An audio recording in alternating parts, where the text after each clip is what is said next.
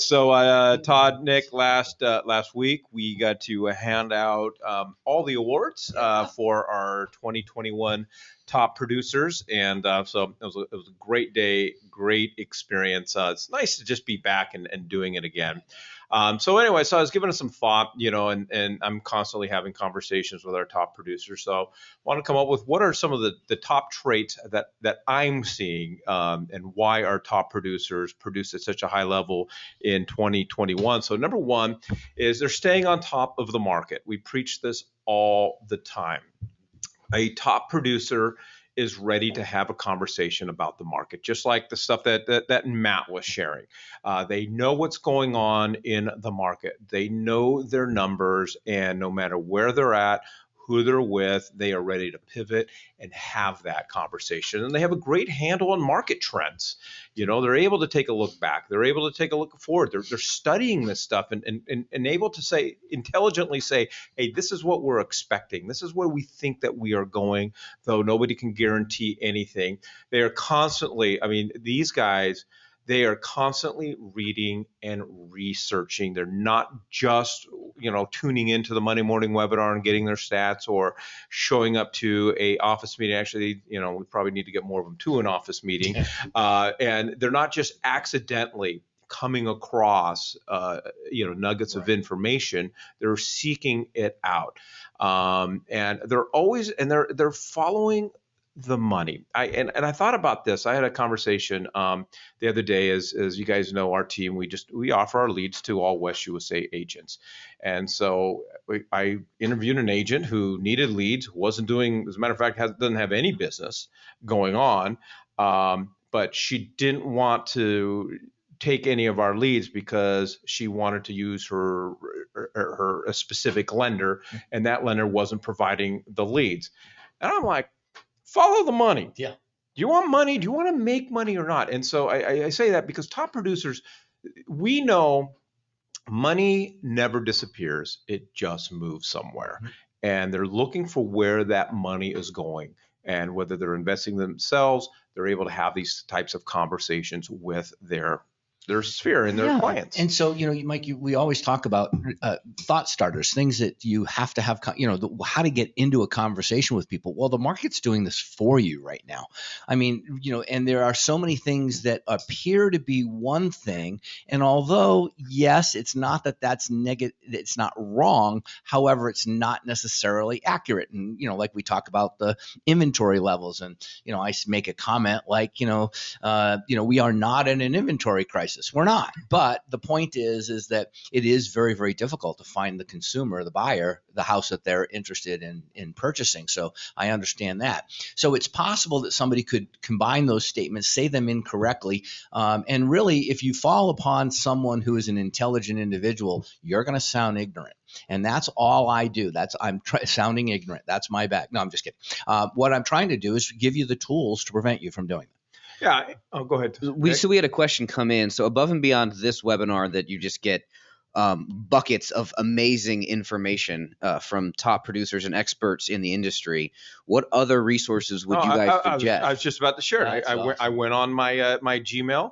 If you do not have a Google alert set up for Phoenix real estate, because I got the email this morning. There's all kinds of incredible articles right here that I can spend the next 10 to 15 minutes reading articles, and the more and then of course there's every Monday afternoon somewhere Tina Tambor has got her webinar going on, and if you haven't subscribed to her thing, the Cromford Report, it's just, it's got all kinds of information. And then another place that people don't spend a lot of time on is not Flex MLS, but go to armless.com. They are constantly having all kinds. So you need to spend some time each day, each week, really consuming information. And if you're looking for those places, I'd like to add in, go to nar.gov, or go to not .gov, but go to NAR. Go to realtor.com.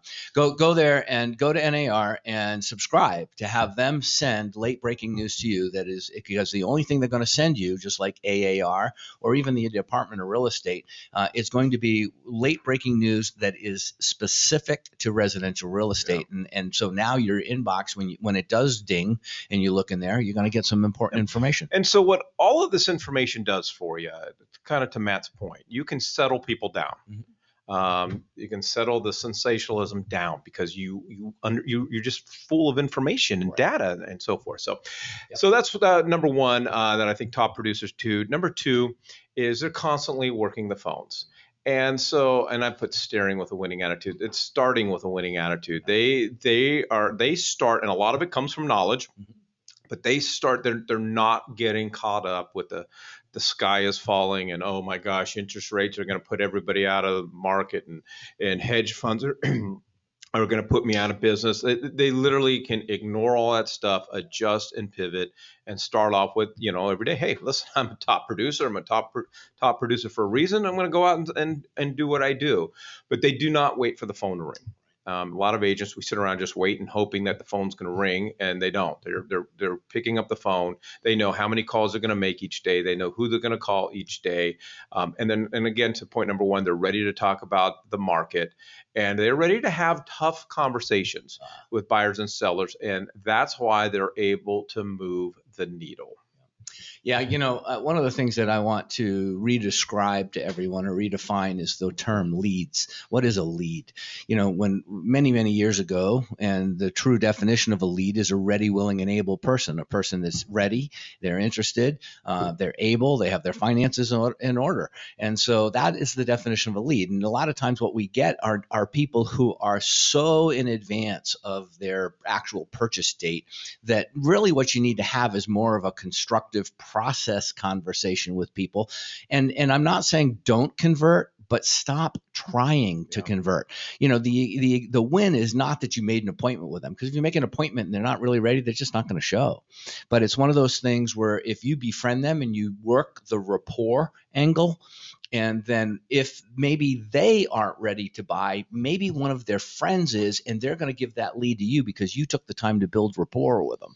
So I think that one of the things we have to be cautious of is the word conversion. We think, oh, we got to convert that lead, convert it to a lead, convert it to somebody that you now have rapport with, that you can have further conversations. And Mike, you always say this, never get off the phone without already having a date and time to recontact them. The appointment. All right, so I made a comment last week that apparently resonated with a few people. I look at you. You're just, hey, enough talking about Nick. Let's talk about Nick some more. I didn't mean to upset or disrespect anybody, but apparently when I said that I called a bunch of agents and nobody answered their phone, a lot of people were like, well, who'd he call? So again, not to compare, contrast, but last week we had our awards events. I did have to call a handful of our invitees and just confirm with them the difference on those calls versus the calls the week before. We're not saying that they weren't top producing agents, but the calls I made last week, all were answered. And if they weren't, I had a call back within about 30 minutes. So it's just the difference of how you're doing your business. Yeah, no doubt. And I would say also with working the phones, like this whole Supreme Court ruling thing with the HOAs, I don't know. I still don't know how it's going to play out. And I don't necessarily know what it means, but I can tell you, I'm going to be texting and emailing it to everybody that I know, and I'm going to be picking up the phone, and we're going to have conversations about it, because it could possibly be a game changer. It could be nothing. But as long as I'm having deep real estate conversations with people, it's how you move. And it happened yesterday, Mike. Yeah. So if you're talking about it today, you are state of the art. You are paying attention to those things that affect home ownership and private property. Keep it coming. Yeah. And just full transparency, the person I was talking to earlier last week about the comment that I made, they said, I think Mike and Todd said that they called a bunch of agents and don't answer the phone. So we'll keep my ego in check as much as we can. Yeah, it wasn't me. I don't call it saying that either. Yeah. All right. And so lastly, and I'll do my best because I got that camera right in front of point number 3. But leveraging tools and people around them. Nick, good news. I'm finding that our top producers, they finally got the hint. They're using their CRMs, and they're using it efficiently, and they're using the mobile apps, and they're getting into the iFound Agent websites. They're taking a look at the tools that we provide and leveraging them and using them. And they may not be able to have time to do it. They're hiring people. They're outsourcing. They're getting the help that they need because the top producer knows that they need to be on the phone. They need to be selling real estate, not being bogged down. They're using transaction coordinators. I know for a lot of agents out there that we don't want to spend money where we don't have to spend money, but if you're handling your own transaction, you're handling all the paperwork, you're not making money during that time period. And they're masterminding with other top producers. They're having conversations with other agents. Yeah. They're picking up the phone. I mean, with this new ruling, I got a list of agents, top producers in property management and short-term rental markets, stuff like that. I'm going to pick up the phone, have conversations. One, how do you interpret it? But two, what are you saying to your clients? How are you going to use this? And then my last point, guys, is most top producers, I'm not going to say all, most of them, they collaborate with their industry partners. They collaborate with their title company and their lenders rather than just, putting in orders for, I need open house flyers and I need this and I need that and I need that. Our industry partners are not there to be our slaves. They're not there to be our, whatever you want to call it. They're there to partner with us and collaborate. And I can tell you, when you walk into a relationship with an industry partner with that kind of attitude, you get more from them. Yeah.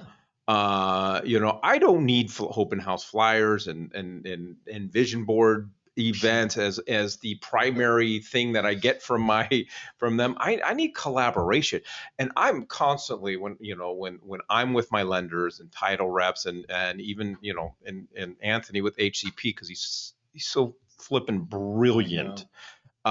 Just having conversations with them about the market and what they're seeing, because they see things from a whole different perspective. Yeah, what are their companies telling them about these changes? What's the insight that are coming from brilliant minds in another industry? Well, a lot of them are business owners themselves, so they're doing what you are doing as a realtor, but they're in their vertical inside the real estate space. So having those conversations and asking them is very important. And the one thing that I would say about the CRMs, the apps, and the websites, I think a lot of agents are starting to utilize these tools. The top producers are setting up systems to make their lives more efficient. Mm-hmm. So yes, you might have one, but if you're not leveraging it to work for you and on your behalf by sending out drip campaigns and things like that, then you're kind of spinning your wheels a little bit. And so that's the little bit of a difference when you're going to dial in your marketing pieces, have them out there fishing for you so you can keep going to work. It's a lot more. And then West USA, we have a transaction coordinator. So how does one get a hold of our transaction coordinator if we're looking to go down that road? You call 942-4200. You can email transactions@westusa.com. I just made that up. Email Nicole@westusa.com is Nicole's email. We'll just give that one out to her. But you can always call 602-942-4200. And I think it's real important to say right here, disclaimer, you cannot use a transactions coordinator who is not licensed with West USA. True. And you could probably use one that doesn't have a license, but highly do not recommend that ever. And anyways, going back to collaborating with your industry partners. I mean, literally, when was the last time you went out and actually paid for their lunch or paid for their coffee? We do it all because there's a lot of business there. There's just a lot of ideas and a lot of masterminding there. So, but these are how I see some of the top three things that I saw our 2021 top producers do in 2021. And that makes them top producers. So with that, appreciate everybody joining us today. We're going to leave you with the quote of the day. This is a long one. I had to reread it a few times. If you talk about it, it's a dream. If you envision it, it's possible. If you schedule it, it's real. Bam. Bam. Tony Robbins. Folks, appreciate everybody joining us today. Go out and sell a home.